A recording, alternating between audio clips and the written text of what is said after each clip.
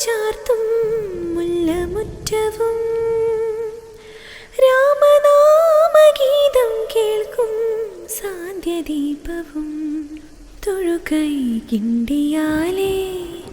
കഴുകും കാൽ തണുപ്പും കിളിയായി പാട്ടുപാടും കവിതൻ വീണവായ്പും